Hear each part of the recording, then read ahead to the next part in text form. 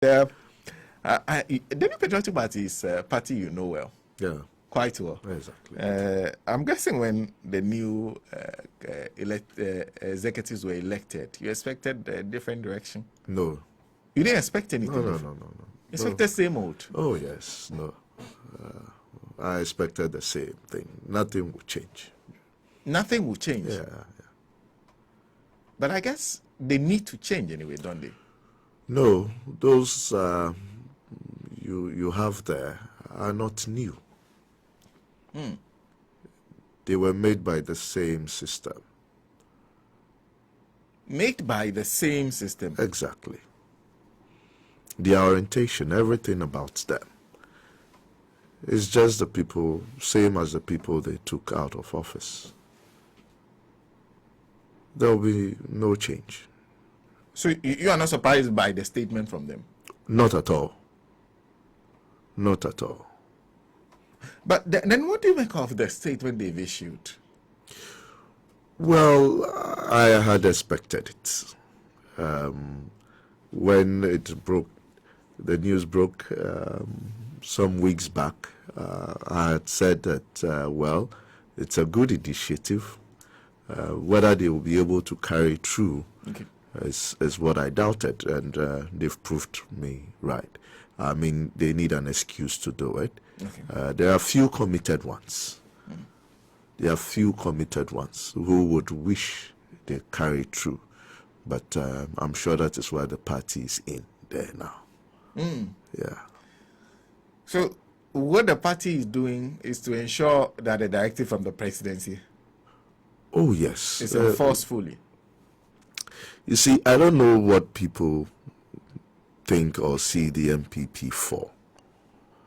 But the MPP there is not a political party with divergent opinion, but a similar ideology. No.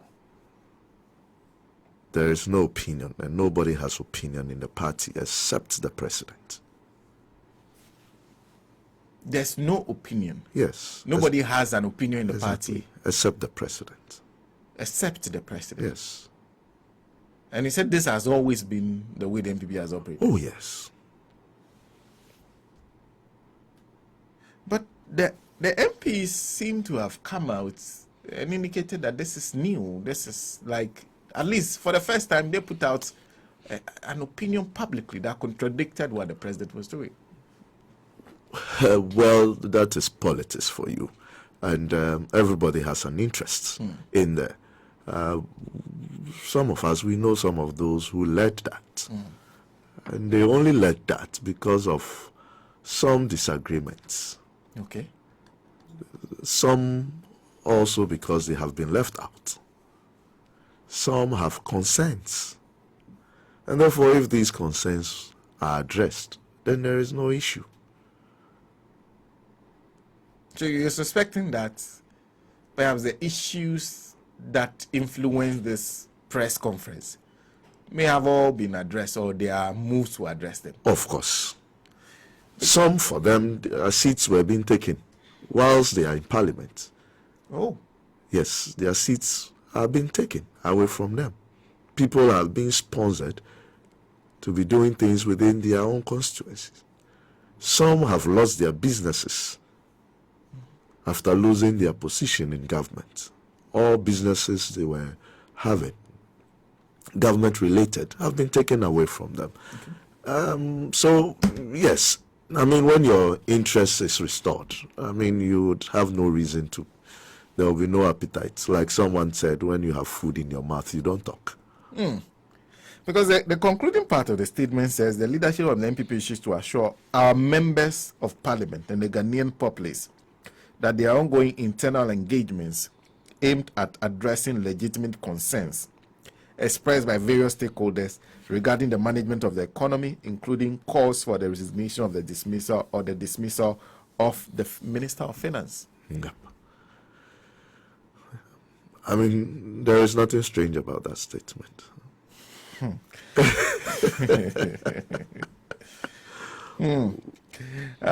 there are a few more things in that statement I would just like to take your views on.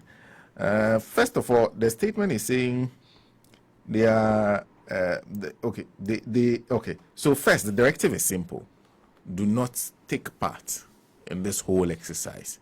You are saying if the NDC says they are hoping they will get the support of their members on the other side, you say from the MPP, they won't get it. They won't get it. So it means you don't see any way in which this motion was going to succeed at this stage.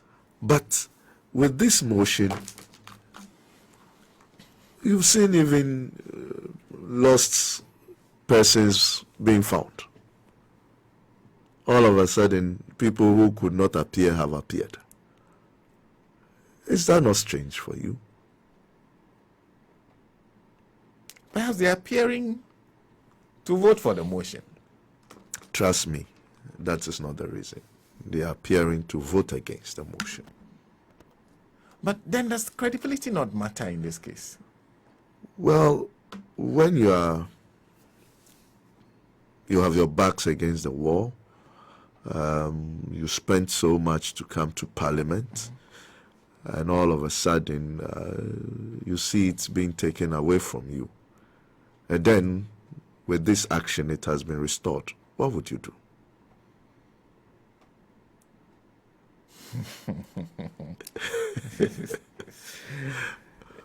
Then there's a point that says the leadership acknowledges that the Minister of Finance is the leader of government's negotiation team with the International Monetary Fund. Considering that negotiation with the IMF is nearly completed, the national executive body of the party strongly believes that the removal of the lead person spearheading the negotiation may adversely impact the progress made thus far. Do you agree that process started? That is elementary. That is very elementary to say, the list. And I'm sure we would get into the details, and I would want to take my time to let people understand what is going on. Okay. Is really the solution that IMF coming in, everything, inflation will go down, whatever will be sorted, the growth will take its normal course. Is that a belief? I mean, if that is the belief, then I think it's time we all go to sleep and let them have their way. If that is the belief. If the finance minister, in heart of hearts, believes that what he is doing or what he claimed to be leading, which I doubt if he's leading anything, is just a figurehead.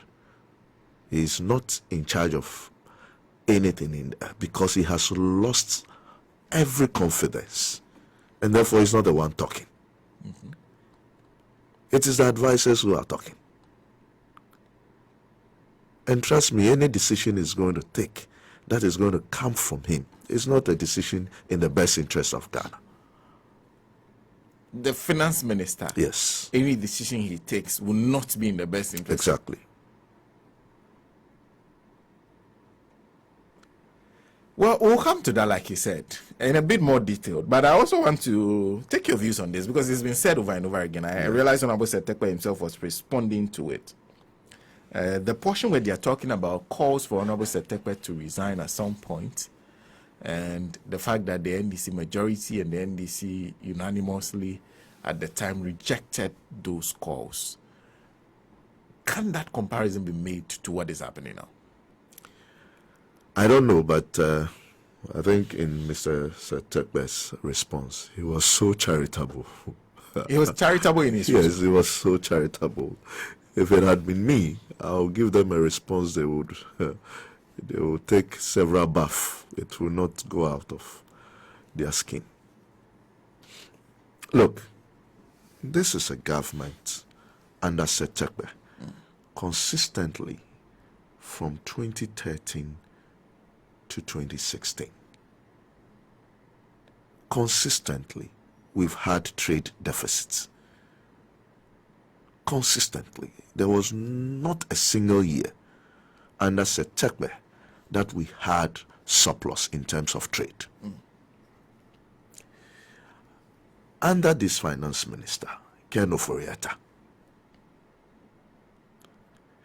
There hasn't been any single year, fiscal year, that Ghana have recorded deficits in trade. Almost every year since 2017, Ghana recorded surplus in terms of trade. So why are we having issues with currency? That is one. Two, the surplus. Can Mr. Ken Ofori Atta tell us what investment he did as a leader of fiscal policy? What investment he put in to achieve that? Aside the prices of gold and oil moving up and all that, yes, but I'm saying that the volumes achieved, what investment did the MPP put in prior to 2017 to achieve that? You know, so if you are using my achievements or my inputs that has given you so much, or whatever you claim you have been able to do is solely dependent on what I did, I don't think you have any right, moral right or justification for that matter, to come out and question the situation then compared to now. You had realized that Setekpe's situation was bad then, isn't it? Yeah. Okay, so let's compare. The highest in terms of inflation was 17% in that period. Where are we with inflation today? With all the resources that you inherited and what you have been able to achieve in terms of debt, show us the assets and the returns on those assets, because debts are brought in to actually bring on board assets or buy assets. Now these assets are supposed to bring you revenue. Over the entire period, we know the quantum of debt that you have been able to bring in. Show us in terms of revenue what you have done. Revenue growth has been the poorest under your tenure. Look, the intellectual climate of opinion under this government has been that of a centralized business. And I want to explain what I mean by intellectual climate of opinion. Every fiscal policy and the one who controls the flow of capital, his ideology, right, can be capitalist ideology or whatever, like we have seen in Japan and other places, where they have a centralized government. In the 19th century, they have a centralized government. The British was in there. But what they did was to allow almost every individual to go about his business. So although they believe in some form of collectivity in work, at the same time, they allow people to prosper. Okay. The finance minister, you know, sometimes I have not, if you had listened to me carefully, I have not really complained about the finance ministers being part of the special bond runners or whatever they call themselves. Yeah. I've not really complained about that, because that is a market you could say that he was already operating in. Okay. But this finance minister,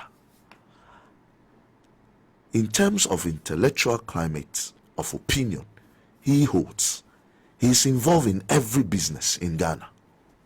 He is involved in Yes, he is involved in every business in Ghana. How? We know the finance minister to be only Yes. data bank, insurance. Yes. That's all. No, he is There's involved. I am saying he is involved in every business in Ghana, and that is why we are suffering. Which other business is he involved in? Well, I will not be specific because I don't want it to be look as if I have anything personal. But look, he has used physical budgets,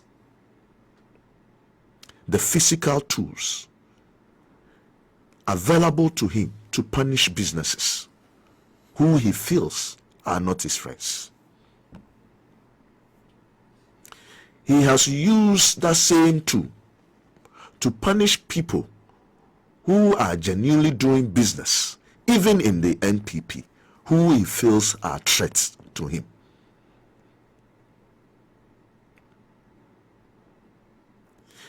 He has used the same tool to ensure that others who are operating in a serene environment, either to that serene environment have been destroyed. Consciously, knowingly. He is a participant in almost every lucrative business in Ghana. And that is where the issue is.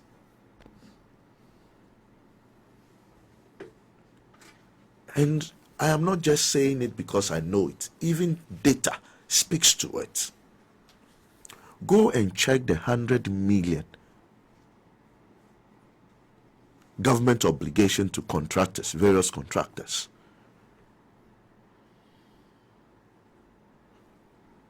Analyze the quality of it, and you will realize that those who are supposed to be paid, who have actually done work, hard work, have not been paid for several years. Those we cannot attest whatever work they have done have been paid immediately, without delay. And maybe when we come into the deeper waters, we would analyze some of these things deeper. But I'm saying that his intellectual climate of opinion is the challenge we are facing today. Where he feels that in coming to power, those who did not even contribute within the party and did not contribute through him, Ken Ofori Atta, don't deserve to work in this country.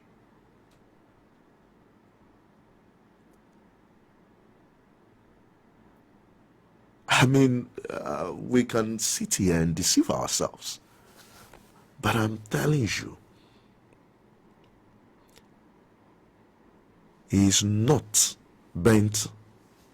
He is so bent on continuing on that tangent. After destroying this country's economy and industry, he is not a repentant soul. Look, you see, we are not hypocrites like some of them to come and sit on air and pretend we are crying. We are not. I'm not a hypocrite. I mean, I will say it as it is and all that. I advise certain companies and firms. It is not easy telling a business owner that you have to, out of your 350 workers, you have to let all go just to hold a skeletal staff of 75. From 350 to 75. to 75. Yes. Yesterday, I had to take one of the heads of GRA to a tour on some of the factories. And he realized how empty. I'm telling you, Well, we've been talking about it. And I believe that Ghanaians are not hungry enough, maybe because we lack understanding of what is going on. Okay. There is nothing like a persistent inflation that is caused by a pandemic or a war. Those activities always interrupt the flow of commodities and all that. Okay. And therefore they produces some form of inflation, but they cannot produce a general inflation. Okay. This is something that is well known. So if there is a war in Ukraine, certainly there will be some interruption in trade, and therefore prices will respond in that same manner.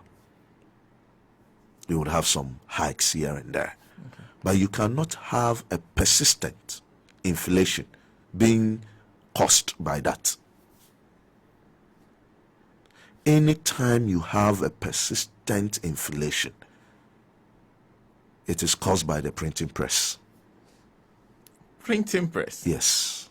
Are you talking about those who do printing of leaflets and those things? I'm talking about those who have the authority to print money. The Bank of Ghana? Yes. So what we are saying is not the result of COVID or Ukraine. You're saying it's the Bank of Ghana? It is a printing press phenomena.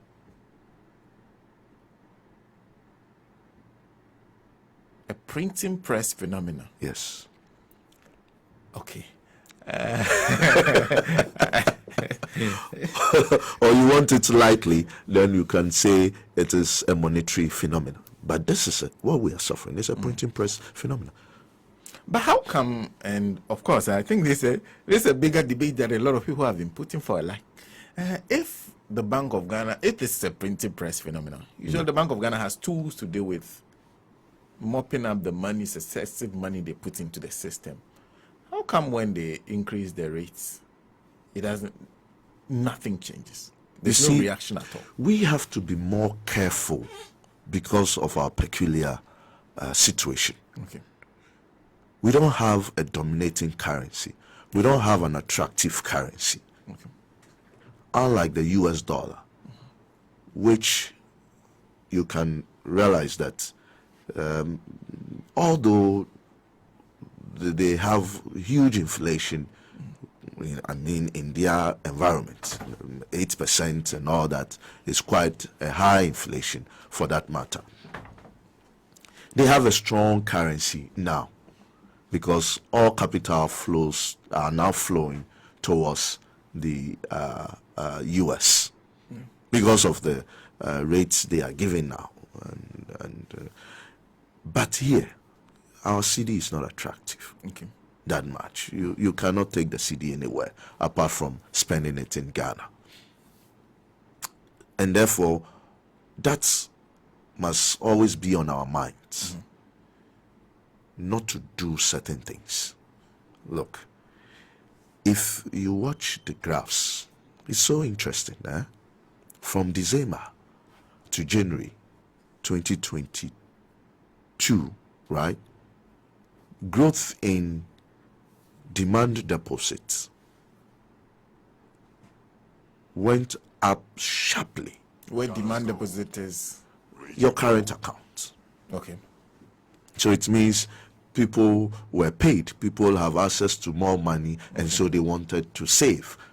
And the most appropriate or easiest means to have savings is to hold the money in your currency. Okay. So people were holding, for instance, above, let's say, 36 to about 40 billion in their demand deposits. Okay. This, by January, shot up to about 56 billion. Okay. At all these periods, foreign currency deposit was flat on the graph. Okay. Then, demand deposits started dropping somewhere in February. And guess the reaction? Foreign currency deposits started growing in that same percentage. What did that mean? That people were taking out their monies and converting it into dollars? And Way back in February, people have lost confidence in the city because you have put so much money into the system. okay, You have increased liquidity so much that people or investors can read in between the lines and say that, look, let me hedge. Let me not take the full risk on the backs of the city. So foreign currency starts shooting up all the way to April. Then you would realize that demand deposit dropped further and foreign currency was still going Rising. up.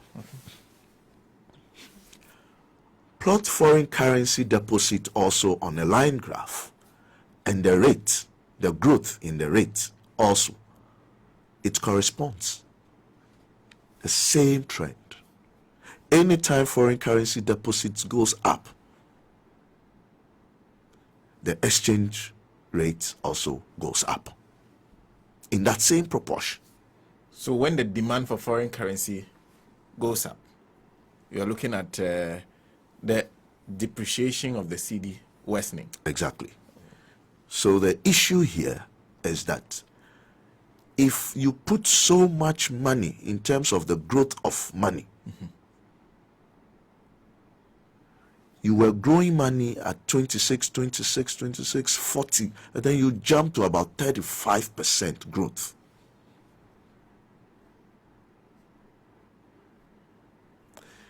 That is certainly a printing press issue. But these monies, what were they backed by?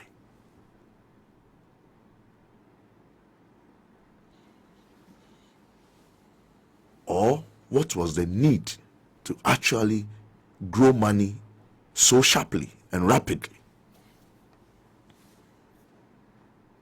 What was the reason? To finance government consumption. So basically, because we could print the money, Yes. we're printing to give to government to chop. Trust me, if I ask you to go and grow even cassava, there will be limitations. That will affect you. Weather can affect you. The soil, acquiring the land, you might have your seedlings or whatever being poor types and all that. There are a lot of restrictions or limitations producing commodity money or commodity good. What is the restriction in printing money? At least you need something to print with. Which you have. It's available already. They have it already. It's in their possession already.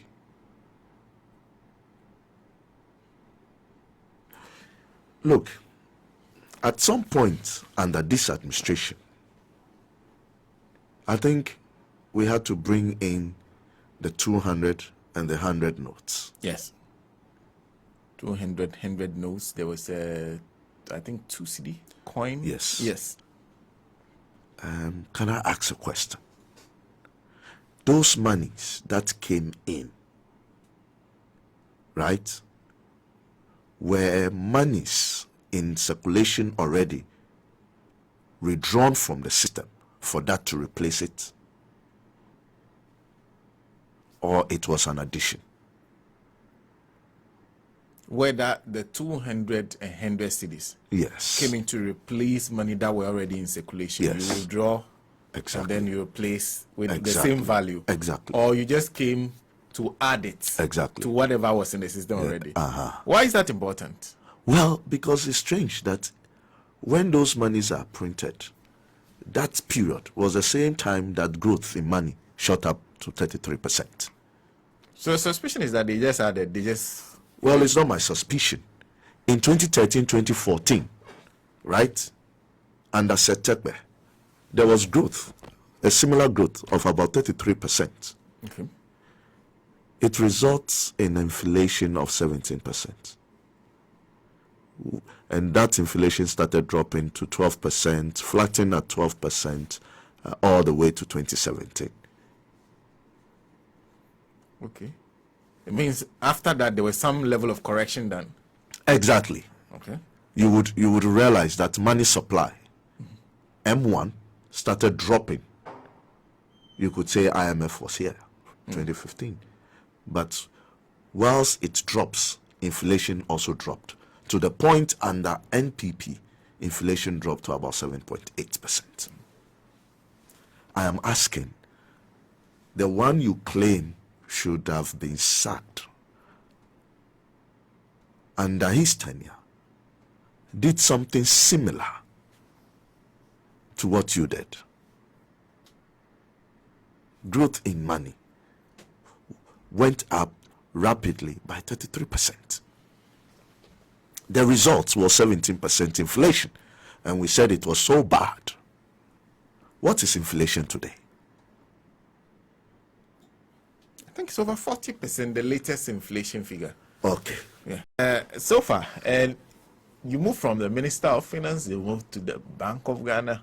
The actions that are leading to this, because the latest inflation figure is over 40%. There are people who even question that figure that could be higher.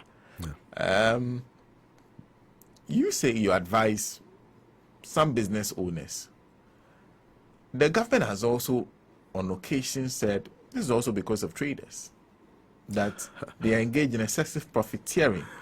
They are putting too much money on the goods they buy, and that is one of the reasons we are where we are. Perhaps if they cut that excessive profiteering, we would have dealt with the issue to a certain extent. Do you agree?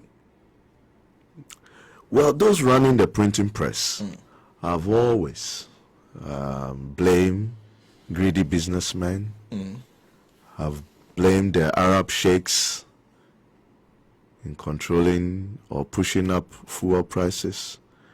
They have blamed climate. As far back as 1973, this blame game has always been there. Since 1973, nobody has ever been able to prove that it is some group of businessmen who have caused persistent inflation.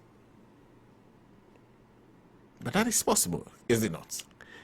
They cannot actually cause a general inflation. Okay. There might be some form of inflation, yes. It will be purely targeted on certain products, yes. It wouldn't be persistent. It will last for a short while, because you know what? If I produce a certain commodity, let's say this newspaper, right? And it is quite essential that a lot of people actually have to read this newspaper. Okay. You produce same, I produce.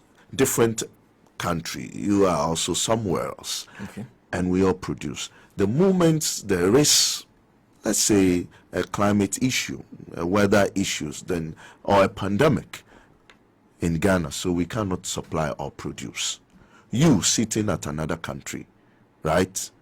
What would you do? You would want to take advantage of my absence from the market and produce more. Okay. In between finding money or capital to produce more and making sure that you take full advantage of my absence, that period, we are going to experience some form of shortage, and therefore price will go up.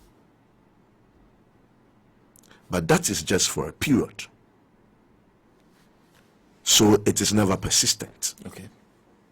The moment my pandemic, as Mr. COVID will say, that everything was about COVID, right?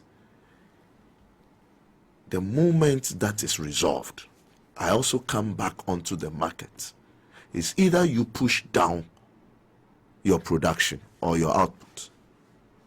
If not, what will happen is that there will be so much in terms of the quantity of goods on the market, and that would also push Driving price yeah. down. Yeah. And therefore, it is never persistent. Okay. All the reasons they are advancing can never cause a persistent inflation. And data is there to show. They should prove what they are talking about. Look, did fuel or oil prices not go up to about 120? The benchmark prices were around 120 a barrel. Is it still 120? No, it's gone down. It's gone down. It's in the region of 90. Yeah. Have you felt that? No, it's even worsened. The price has continued to rise. Oh, you are. So now, how is a reduced price of a barrel of oil, sweet crude, how is that the cause of persistent inflation? Because they're talking about the fact that when you go into those who import those products, for example, they are using exchange rates that are currently not consistent with the rates on the market. That if you look at the Bank of Ghana rates, they are talking about 13 cedis, and they are using sometimes in the range of 18 cedis to 19 cedis, which is a bit too high. That they're setting their rates too high, driving up the prices. Well, when you are doing business and you understand business, will not talk that way. And so I'm surprised that MPP used to call themselves business people and that they understand business. I'm quite surprised. Should we calculate the growth in terms of percentage in these few months, the growth or the hikes in the price of the dollar? Should we? And therefore, if you are projecting, how would you project? Ghana's gold. Radio gold. If the last 6 months have seen almost 100% hike in the price of dollar, I'm asking you, when you are projecting the next 6 months, what will you do to protect your capital? It means you have to project higher. Absolutely. And if businessmen are making so much profit, look, let's no one take us for a fool. Assuming this phone is making so much profit, do you know how much capital it will attract from a lot of businessmen who will direct their energies towards it, and therefore with huge quantities in the system, because they are making huge profit on it? If it is true, name a commodity that you think that in this country they are making so much money on it. Because I can tell you that one of the biggest mover so far in terms of pricing has been fuel. Let's call the BDCs. Let's call the operators in there. Let them open their books if they are making so much profit. Let's face data. I mean, this is not the era of rhetorics and coming to just speak to issues. A gallon of fuel last 6 months was how much? Now it is almost 18 cedis a liter. A liter, yeah. I am saying that's for petrol. That is for petrol. As for diesel, I don't talk about it. You know, I am asking that if it is so good, lucrative for business men because they are making so much profit. How much more of capital has that attracted? Are the banks so convinced to give those operators money and loans? Are the banks so comfortable? Let's analyze things with data. And then when we speak, we know that we are speaking based on data. But I cannot accept that the one who is the custodian of the data, who is supposed to even furnish us with the data, does not want to look at the data. Isn't it strange to you that the finance minister talks and does not talk data? The head of the economic management team rattles without the data. The president speaks. Mr. Data and Science speaks with no data.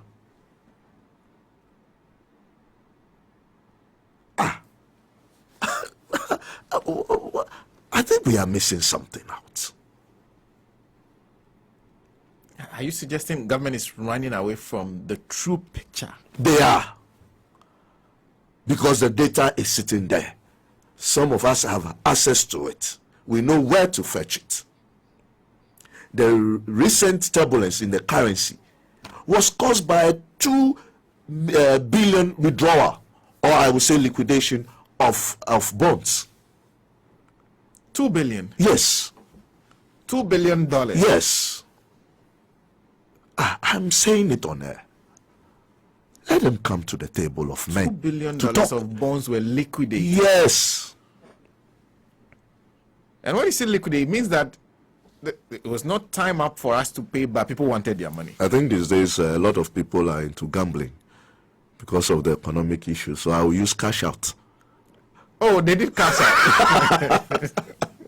Then this one you don't need to gamble to understand that Momo has made it. Oh, Momo also, yes. Okay. So they cashed out. They cashed out. So it means we have to find 2 billion within a short space of time to pay people back their money. Exactly. And that is the turbulence we faced. It is not about businessmen. It is not about me and you dumping the city. They know it. They know it. Because the solutions are tackle the allergy was $1. Forest Bureau should not be unnecessarily speculating. I am saying it on authority. Almost all of them. Their offices are visited by allergists with bags at their backs. When you say them, what do you mean? Oh, those you have put in charge of the economy. People go to their office with allergists go to their office. What do the allergists do for them? No, the managers of the economy. Yes. They change money from the allergists. Oh, these are people who have access to. Look, the Bank of Ghana, the Bank is of it Ghana. not so? Is it not a sweet story? Is it not so sweet that you go to Tudu to arrest people and you arrested Wanzams?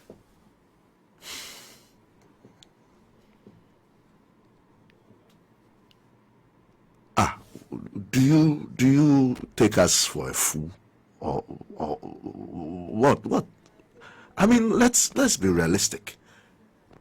You, if I should give you that duty to go and arrest black market persons, you'll be successful, isn't it? Oh yes, I know a few of them. And the whole government, security service, went out there. BOG went out there only to arrest Wanzams.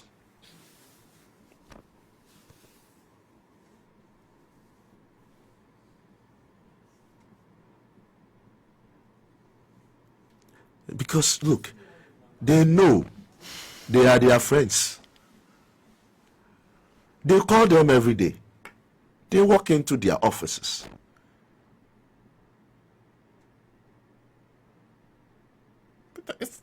What you're suggesting is quite dangerous. That black market activities are not only patronized by the people who are supposed to be running it. All of them. All of them. They have numbers of allergies they call. They are signs, and all of them. They have their boys sitting in their offices, changing money for them.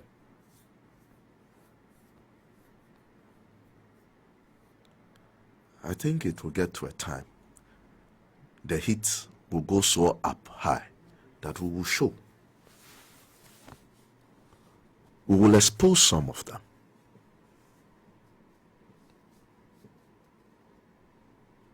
The time will come.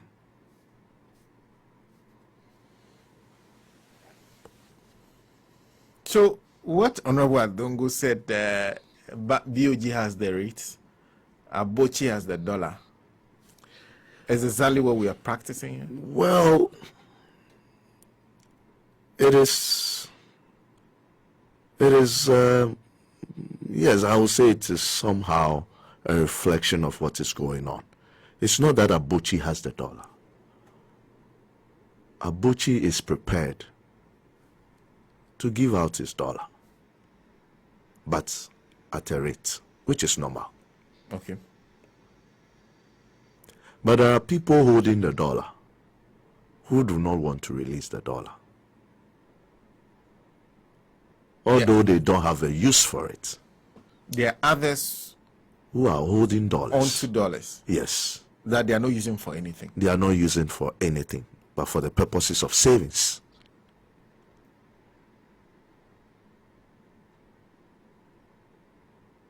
But that's allowed, is it not? Oh yes, it's allowed. Yeah. The It's regime allowed. allows you to keep dollar accounts. It's allowed. Only when your system has failed. If you come to me to change US dollars, assuming I am Abochi, and you come to me to change US dollars, I have no business asking you what you are going to use the dollars for.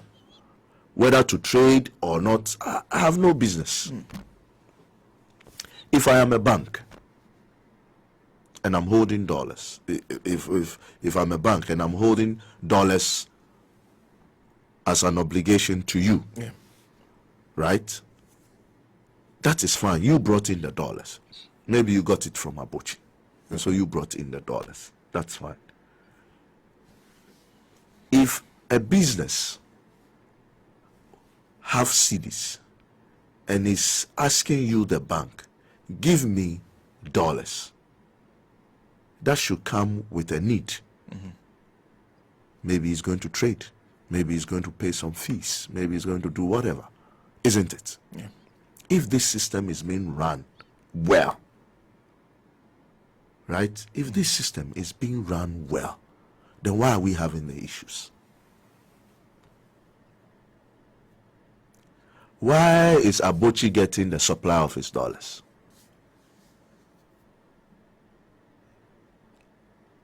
Abochi have sold his dollars to me.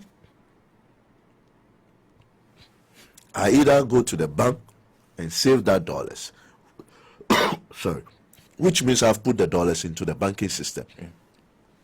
Abochi gave me the dollars. I have put the dollars down because the dollar, because of the hawkish nature of the US Fed, it is still going to go up in terms of value. It's going to be showing stronger and stronger. So if I am a businessman who understands what is going on, I will not take the dollar and go and give it back to Abochi for Abochi to have more dollars to supply others. Isn't it? So Abochi should be experiencing acute shortage. Because he's giving out what he has. Yes. But Abochi has more dollars than the system. How do you explain that? Who is supplying Abochi? Those are key questions that still need to be answered. But I want us to go back to, because today what is happening... Again, you are not supposed to take the dollar out except for the fact that you put in dollars. Okay. That has been the regime being practiced. Okay. So I'm saying that whatever you took from Abochi and even put in your bank account, you can take exact amount. Whatever the bank changes for you, you cannot do anything with it. Meanwhile, we have had trade surplus. And so tell us the reason why we are experiencing what we are experiencing. Which means we should have more dollars within the system. Absolutely. Even with the current issues going on, we still will probably end this year with a surplus. Even if it's a deficit, it shouldn't go beyond $1 billion. Okay. Not more than $1 billion in terms of deficit. Exactly. So where is the excuse? Well, as we speak, we're all thinking about how do we get out of this anyway. But in the midst of that, your suggestion for a few months back, you suggested that one of the very first things that should happen is that the finance minister should go. Yes. Right now, you say you said there was no honesty and perhaps the patriotism that people saw in what the MPs did not exist, that they were only protecting their own interest. Exactly. So that is aside. The NDC motion will be moved today. If the NPP MPs are getting behind their party, then that motion is likely to fail. But for those who are listening to us, why is it important that the finance minister goes? What would it change? Okay. If you put your money in a bank, you do so with a certain expectation and trust that anytime you need that money and you call on the bank will provide you that service and give you back your money. Now, the moment the bank gives you an indication that we cannot pay you or we are not able to pay another customer of the bank, that is enough for you to lose confidence in the bank. And when even you don't need the money, right, you will still have to go for your money. That is when there is loss of trust. This is what has happened with the finance minister. A loss of trust. Yes. From who? From the Ghanaian people. Okay. Based on his actions. We gave you so much in terms of resources. And consistently, all your budgets have failed. Fiscal policy have all failed. You are telling me that I should back you to go take more resources when I have not seen any change in the way you do things. So a non-productive employee that needs to be fired. Fired. Look, it is in these very studios that I said the 2022 budget will fail. E-levy cannot produce what you intend to get out of it. It has failed. Even the revised budget that was prepared has also failed. Listen carefully. The budget itself, we did portend that it will fail. The revised budget, after actually running the budget for some time, having knowledge of what the trends are, you brought up a revision, and the revision has also failed. And this is the person we are told should lead. Lead what? He's only a leader of failure. He's going to lead his failures in there. And that is not enough to go on such negotiation. Okay. Well, Liz Truss got out of office. A new prime minister came in, taking no decision, nothing. But the UK bond market started reacting. The rate starts dropping. Are you hearing the UK economic issues so much in the news these days? No. No. What happened? The new prime minister, what has he done? Can you tell me? Have you heard of anything he's done? Not really. It's just him walking in. You need to sack that thing of a finance minister just like Kwatin was sacked. He needs to be sacked. Absolutely. Any day he sits there, he causes this country pain. Investors have no trust in him.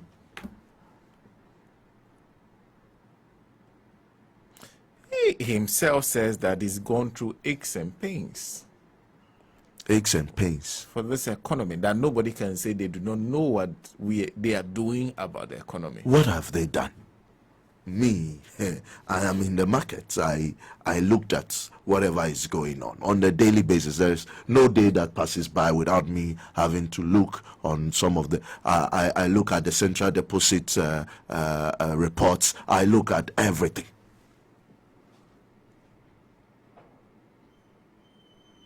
BOG's reports and everything. I look at it constantly. I monitor the prices. Where I have to even call banks, I do call banks and ask. And I'm saying that I have not seen anything he's doing. He's done nothing, absolutely nothing.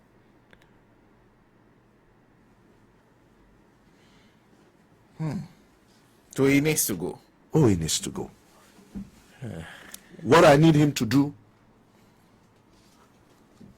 go back to a 14 billion.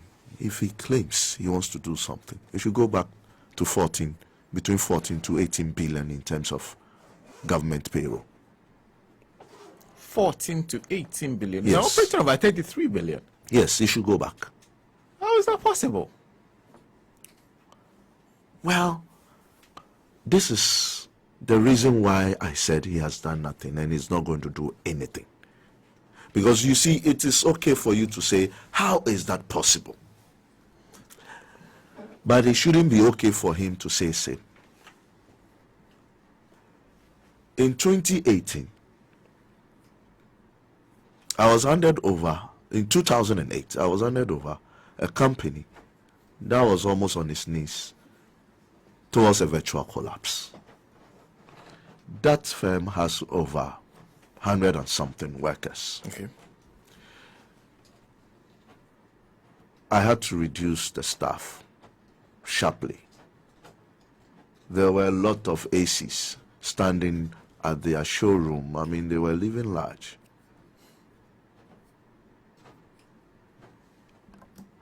I had to insist that all those things go.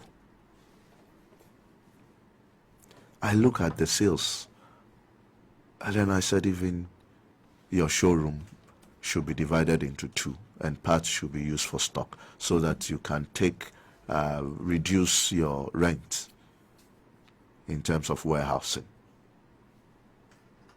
That is somebody who is prepared to do something. Okay. It came with pain because I have to look at a fellow friend and say you need to go home. You know, you get in there and everybody looks at you like, yeah, that's the devil coming. So yes, there is a pain to some of these things. But a comfortable pain cannot be a pain. He is too comfortable.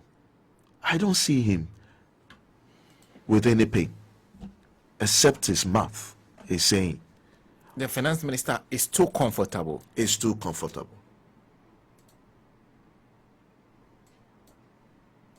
I'm telling you, it's too comfortable. I have seen and engaged other finance ministers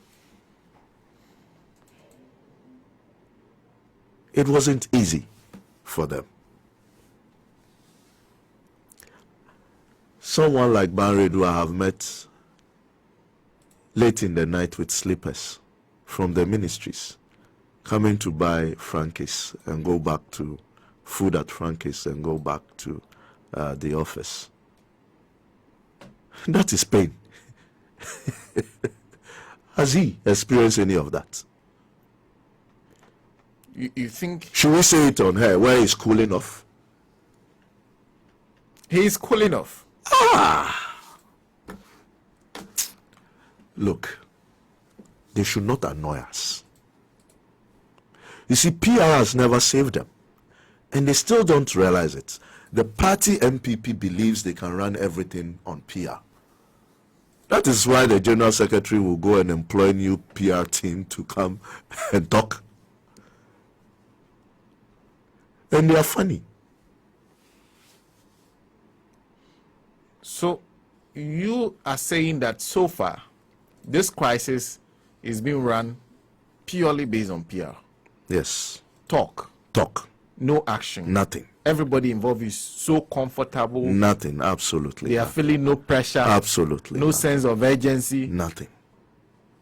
But they promised 30% cuts. They promised several other things they said they were doing. And yet your budget is failing.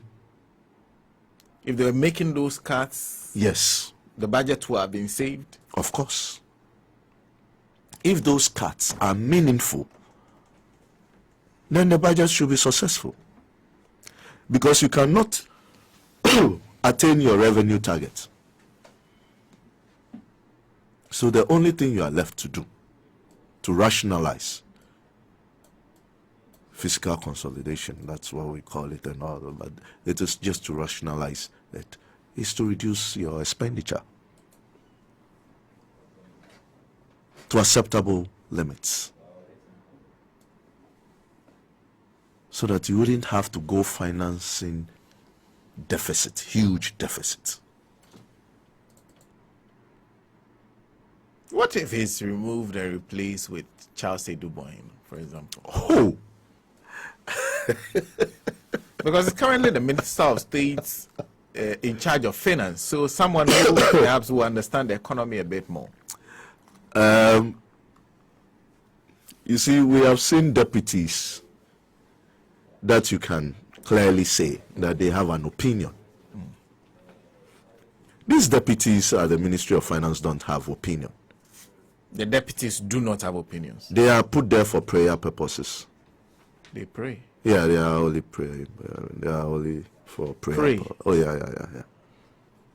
Pray, because as I recall, one of the deputies is actually as qualified an accountant as you. And so, it is not what, you see, we also have to understand, it is not just the certifications or the qualifications that do anything. It is how you were trained. Okay. We are just like medical doctors. You finish medicine and you have to go through some, what they call housemanship or something. And then you can specialize and do all that. Right? What have they done before? Including the finance minister. Apart from owning his own business and growing it probably from the scratch. That's a lot of work. A lot, we can get a lot of examples. I can mention hundreds of them today.